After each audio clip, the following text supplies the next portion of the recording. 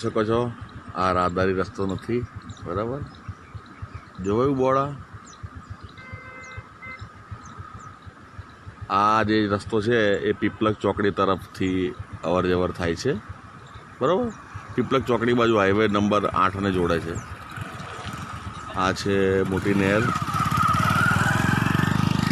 હવે આ જે રસ્તો છે એ વચ્ચે પહેલાં પુલ આ નાનો હતો, હવે આ પુલ મારા ખ્યાલથી પાછલા 2-3 વર્ષથી મોટો થઈ ગયો છે અને આ જુઓ ગાડીઓ અવર જવર કરી રહી છે. અને ચોખ્ખું બોર્ડ છે કે વાહનોએ અવર જવર કરવી નહીં, બરાબર? આ એવી જ રીતે આ પુલ છે પાછળ.